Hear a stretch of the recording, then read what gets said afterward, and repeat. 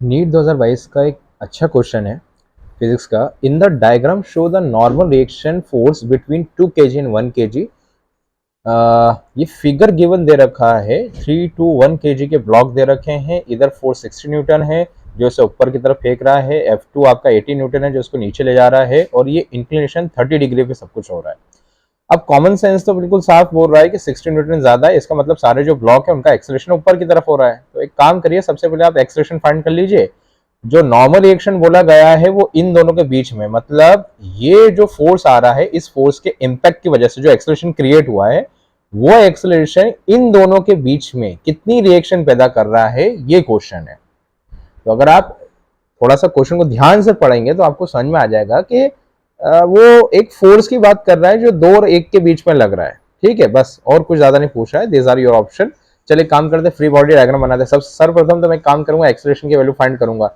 अब देखिए, ये 60 है, ये 18 है, दोनों की डायरेक्शन अपोजिट है। 16 माइनस 18 मेरा कितना हो गया? ये मेरा बचता है आपका 16 माइनस 18। मैंने यहाँ पे कर, अच्छा अच्छा ठीक है, 30 डिग्री इंक्लाइन है ना। पहले वो फ्री बॉडी डायग्राम बनाएंगे तो एक्यूरेट सब सारी वैल्यू वहां पे आ जाएगी। तो अगर मैं टोटल मास करता हूं तो 6 आ जाता है। इसका वेट ड्यू टू ग्रेविटी कहाँ जाएगा? डाउनवर्ड एक्ट करेगा। 6g 30 डिग्री पे इंक्लाइन है तो इधर 6g cos 30, इधर 6g sin 30। 18 इधर से आ रहा है, 60 उधर से जा रहा है। तो एक काम करिए, आप जो नेट फोर्स की इक्वेशन लिख, देखिए एक्सेलरेशन तो ऊपर की तरफ है, मतलब जो सबसे बड़ा फोर्स है वो ये हो गया आपका। ठीक है, तो चलिए करते हैं। 60 ऊपर जा रहा है, 6g sin 30, 18 ये नीचे आ रहा है। तो 60 में से इन दोनों फोर्स की वैल्यू को माइनस करके नेट फोर्स निकाल लीजिए। तो 60 माइनस 18 प्लस 6g साइन 30। अब ये किसके इक्वल टू होगा भैया? नेट फोर्स किसके इक्वल होता है? एम ए के इक्वल होता है, न्यूटन साहब ने बताया था। तो एम ए टोटल मास आपका 6 हो गया। साइन 30 की वैल्यू 1/2 होती है, जी की वैल्यू आप 10 रख लीजिए। सॉल्व करिए सॉल्व करिए सॉल्व करिए सॉल्व करिए, एक्सेलरेशन का आंसर आपका 2 मीटर पर सेकंड स्क्वायर आ जाएगा। काफी सिंपल इक्वेशन है। ऊपर एक छोटा सा यहाँ पे एक चीज भी लिख रखी है, हॉरिजॉन्टल फोर्सेस को आपको बैलेंस करना है। अगर ऐसा समझ में नहीं आया तो ऐसे देख लेना। ये 6g sin 30 नीचे जा रहा है, 18 नीचे जा रहा है, इन दोनों का आपको सम करना है क्योंकि दोनों का डायरेक्शन सेम है। 60 ऊपर जा रहा है, क्योंकि 60 सबसे बड़ा फोर्स है तो जो एक्सेलरेशन होगा वो अपवर्ड होगा, इसलिए आपने नेट फोर्स निकाल लिया। ये हमेशा किसके बराबर आएगा? ma के बराबर आएगा। ठीक है, तो दोनों तरीके से आप समझ सकते हैं। यहां से एक्सेलरेशन का आंसर निकल गया। अब ये एक्सेलरेशन पूरे ब्लॉक के अंदर, जो अलग अलग ब्लॉक दे रखे ना, सब के अंदर एक समान जा रहा होगा, क्योंकि इसी एक्सेलरेशन से तो ब्लॉक ऊपर की तरफ ट्रेवल कर रहा है। अब आपको बोला गया है कि इन दोनों के बीच में आपको नॉर्मल रिएक्शन निकालनी, मतलब नॉर्मल फोर्स निकालना है।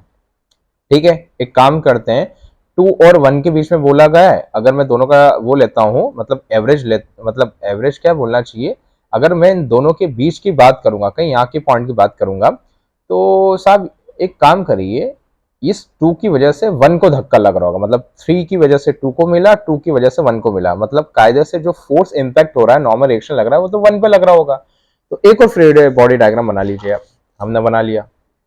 ये देखिए 1 kg वही 30 डिग्री पे इंक्लाइंड है, ड्यू टू ग्रेविटी डाउनवर्ड इसका वेट एक्ट करेगा 1g। अब ये 30 डिग्री पे इंक्लाइंड है तो 1g cos 30 इधर आ जाएगा और 1g sin 30 इधर जाएगा। 18 तो इस पर लग ही रहा है। अब ये देखिए 18 नीचे जा रहा है, 1g sin 30 भी नीचे जा रहा है, मतलब दोनों की डायरेक्शन क्या है? सेम है। तो जो नॉर्मल रिएक्शन होगी वो ऊपर की तरफ होगी। नॉर्मल रिएक्शन कहां पे होगी? ऊपर की तरफ होगी। तो हम यहाँ पे बना देते हैं n। ये देखिए ये हो गई आपकी नॉर्मल रिएक्शन। ओके, इसके लिए फाइंड करनी है, क्योंकि एक्सेलरेशन ऊपर है, ऑफ कोर्स मतलब नॉर्मल जो फोर्स होगा वो तो बड़ा ही होने वाला है, क्योंकि एक्सेलरेशन ऊपर की तरफ जा रहा है। ये हमने पहले देख लिया था पहले वाले फ्री बॉडी डायग्राम में। तो n माइनस, इन दोनों की डायरेक्शन नीचे है तो ये माइनस कर दिया। अब ये नेट फोर्स है, किसके बराबर होगा? ma के बराबर होगा। ma मास कितना है अपना? 1, और एक्सेलरेशन तो हमें पता ही चल गया, जो कॉमन एक्सेलरेशन चल रहा है वो कितना है? 2। साइन 30 कितना होता है? 1/2। जी की वैल्यू पुट कर दीजिए, सॉल्व करिए। इसको सॉल्व करने में एक न्यूमेरिकल वैल्यू आ रही है, इधर भी न्यूमेरिकल वैल्यू, इसको इधर ट्रांसफर कर दीजिए, आपका आंसर 25 न्यूटन आ जाएगा। तो काफी अच्छा क्वेश्चन, आई होप आपको समझ में आया हो। Thank you.